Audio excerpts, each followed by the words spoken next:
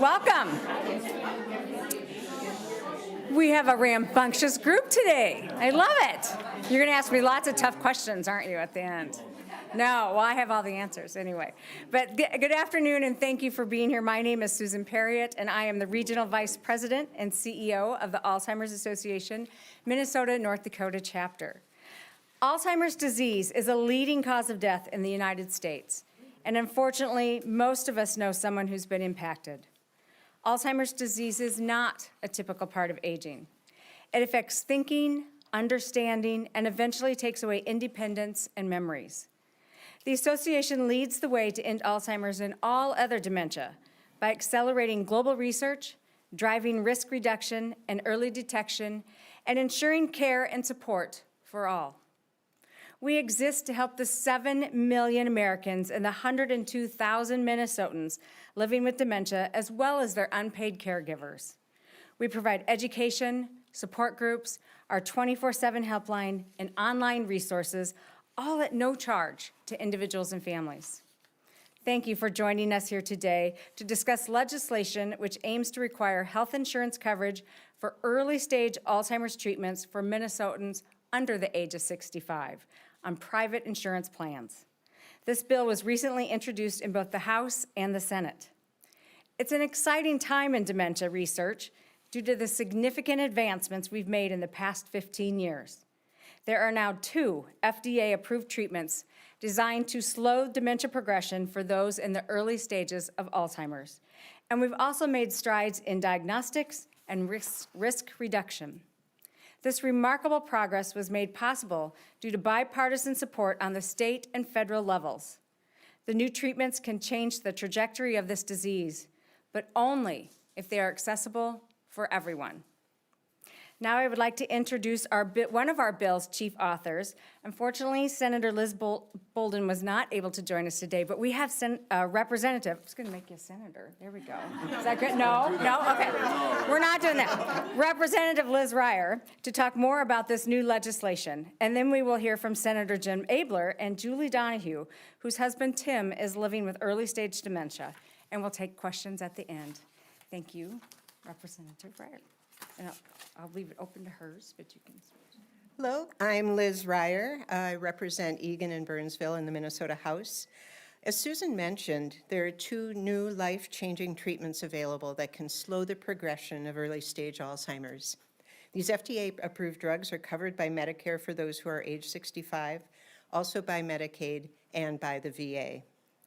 But private insurers in Minnesota are not required to cover them. This means that anyone under 65 who is diagnosed with early onset dementia is left with limited options. Cost is a huge barrier. According to the manufacturers of one treatment, it costs about $26,500 per year without insurance coverage. Imagine receiving a diagnosis of early stage Alzheimer's and there was something that could give you more time with your family, your kids, your friends. But then imagine that your insurance wouldn't cover it and you can't afford it on your own. We can do better in Minnesota. This bill would require insurance companies to cover FDA-approved Alzheimer's treatments for people under 65, just as Medicare does for people age 65 plus. So we know that Alzheimer's is one of the most expensive diseases in America. In 2024, direct costs of Alzheimer's and other dementias reached $345 billion nationwide, with Medicaid, Medicare, and the VA shouldering most of the burden. We know that the lifetime risk of Alzheimer's at age 45 is 1 in 5 for women and 1 in 10 for men, and this just doesn't affect older adults. By mandating insurance coverage of new FDA-approved Alzheimer's treatments for Minnesotans on private insurance plans and those under 65, we can alleviate the growing financial strain on public programs while ensuring equitable access to life-changing care. And next, I would like to introduce Senator Jim Abler. You're clapping for her. That's Don't clap for me. All right, you weren't anyway. I'm Jim Abler. I'm privileged to serve in the Minnesota Senate, and 46-year chiropractor, and I have seen many of my patients sadly decline. It is the biggest robber I know, and it's not even against the law. And so, ironically, people pay insurance their whole life. And then when they really need it, when something might help them to extend their cognitive times and enjoy their family in the time they've been waiting so long for, there's nothing gold about their golden times. And so it was easy for me to join my good colleagues in the House and with the Alzheimer's Association to say, let's do that. Let's take care of these individuals. Let's give them a chance. And it's controversial, if you didn't know. And so adding on a thing to insurance, oh no, but actually it might save money because they won't have to go into care so soon. And so together we can be here. There's a good crowd here. There's a few people coming to talk. We could have 100 people talking easily today about this, and that's why it's so important, because it's just right there. We never know who's going to be the next person to get it. We're privileged to have Julie Donahue here. She's is going to talk to us about her and her husband, and then a real life story. And I'm sorry we also might know many real life stories, but welcome and thanks for being a part of today. Thank you.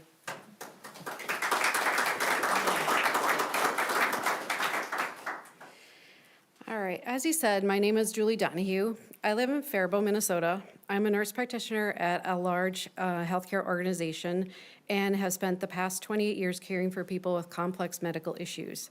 I am also a caregiver for my husband, Tim, who was diagnosed 2.5 years ago with younger onset Alzheimer's at the age of 56, just 2 weeks before we took our last child to college. This is a picture of us at vacation about a month ago. This was such a shock for us to get this diagnosis. We had trouble wrapping our minds around the fact that someone so young could get Alzheimer's. After the diagnosis, the lapses in short-term memory, the difficulties with conversations, difficulty following directions, and so many other things now made sense. This degenerative brain disease affected him in so many ways, well before we reached the diagnosis. While it was good to have a diagnosis, it was not good to have this diagnosis, since there is no cure for Alzheimer's. He was started on oral medication to treat his symptoms, was advised to get regular exercise, eat a Mediterranean diet, and engage in brain-stimulating activities. At Tim's one-year checkup in August of '23, his neurologist at Mayo Clinic told us about a new drug for people with the early stages of Alzheimer's that could slow the progression of this disease, and it was FDA-approved in July of 2023. After a comprehensive evaluation, we were so excited to learn that Tim met the appropriate FDA criteria to start this drug called Leqembi, or lecanemab. The Mayo neurologist explained all of its risks, benefits, side effects, timing of infusions, and the protocol that we would need to follow. To us, it seemed worth it for the possibility of remaining in the early stages of this disease. It could allow him to see his son graduate from college and become a pilot. It could offer more time for his grandchildren to get to know him. It could enable him to continue working at his family-owned business longer. Lastly, it could mean staying in the stages of Alzheimer's that are much easier to manage and less costly in so many ways. So we took the plunge and agreed to start Leqembi treatments in November of '23. Mayo reached out to our insurance company and said we had the go-ahead to get started. We were so full of hope that we had the chance to slow the disease and for Tim to stay as independent as possible for as long as possible. 2 months into the infusion, Tim was hospitalized on an unrelated health issue. And when we went to restart the medication, Leqembi, the insurer said they were not going to cover it after all. They said they considered it experimental, even though it was already FDA approved and went through clinical trials. I felt that this was unusual because Medicare was already covering it. At that point, my husband was not on Medicare because he was not 65 and he was not on disability yet. You can imagine how frustrated we were. Tim's neurologist did an appeal, which was denied. In the process of all of this, I started messaging senators and I reached out to the Alzheimer's Association for help. And they sent a letter to the chief medical officer of the insurance company to try to change this for others who need it. I called the insurance company and started my own appeal for my husband, which required me to have a phone conversation with our insurance company's corporate appeals committee. Through my own research, I could see that there were 2 other states in which our insurance company covered the medication, and I felt it was related to negative publicity. So I indicated I would reach out to media for help. I also felt this was a form of discrimination, that they were deciding that it was not worth it for my husband to get this medication. Finally, after my appeal, they relented and decided to cover it for Tim. Fortunately, the drug company has helped supply the medication for Tim, but I continue to pursue this issue because I know that other young onset Alzheimer's patients like Tim are the best candidates for this drug, but are unable to receive it. You can see how time-consuming and stressful this could be for a person already caring for someone with Alzheimer's, caring for my family, and also while working in healthcare. It is not right that an insurance company can tell people that they will not cover a drug because they consider it experimental when it is FDA approved and already covered by Medicare for people over 65. There is a push for early detection of this disease, and now we have a medication that can be helpful. This medication needs to be started early in the disease, so even waiting 6 to 12 months can make a big difference in the progression to the point where this medication would no longer be useful. That's why I'm here today, to ask all our Minnesota legislators to pass this bill into law so no one else has to go through this heartbreaking process. No one should be denied this medication when their loved one is diagnosed with early-stage Alzheimer's under the age of 65. Thank you, Team Liz, Senator Abler, and for carrying this important bill that will truly change lives.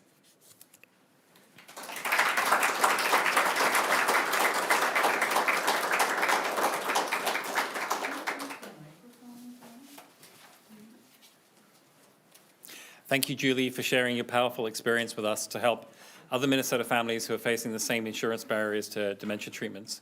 Currently, we have more than 15 legislators signed on to this life-changing bipartisan bill. Now we'd like to open up the floor to any questions that you may have. Whoever wants to answer, have you had any dialogue with the insurance companies? Are they aware of the bill? Are they interested in meeting you where you're at? Just wondering. We talked to some of the individual companies last year. Some of them are covering the bill. Some of them are covering the medication and some of them are not. So it's inconsistent, but we haven't had a dialogue with all of the plans since we introduced the bill. How much does it cost? I don't know if you know, like without insurance. I think we said $26,500 for one of the medications a year. Okay. Could you spell, I'm not hearing everything, but I would like to have the medication spelled out for me. Yeah, it's Leqembi, Leqembi, and then the other medication is called Kisunla, Kisunla. Sorry, I'm not spelling bee champion, so I'm pretty sure that's correct. I didn't hear a ding. So. We have openings to the naming committee if you want to make up your really interesting names. Is this a bill that would be something that'd be part of a broader budget thing, or would it standalone bill? I don't know if you know either of the lawmakers. In the House, it'll be be heard in the Commerce Committee, and then I would expect it to be laid over for possible inclusion.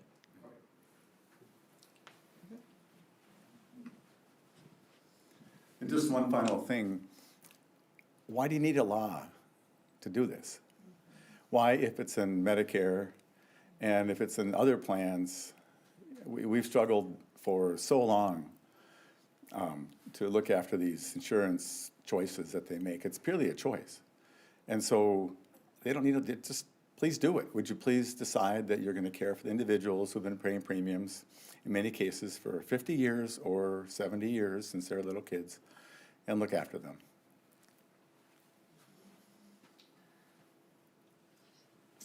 I'm sorry to ask so many questions, but I'm a public health nurse and I'm working with families. And one of the questions that I have is how many private providers or how many providers, period, know that there is a medication that is available for the first stage? I'm sorry, I don't know the answer to that. I don't know that we would have an exact number of how many providers know about it, but it has been in the news a lot because this was really big news that after so many years, there finally is treatments for people in the early stages of Alzheimer's disease. And that is actually one of the things that our organization works really hard is working with health systems and clinics to make sure that people are aware, know where resources and support are, helping people diagnose and help them determine which people are most eligible or would work best for these drugs. Yes. In the dialogue that you have had with insurance companies, what has been the primary reason that they're denying it? Is it that the belief that it is experimental? That's my understanding. from what I've heard from our home office, but do not know for sure.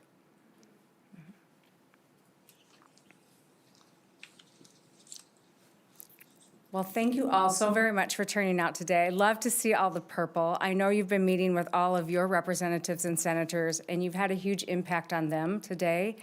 And we know that we will continue to push this forward throughout the rest of the session, and hopefully we're successful at the end of the year. Thank you.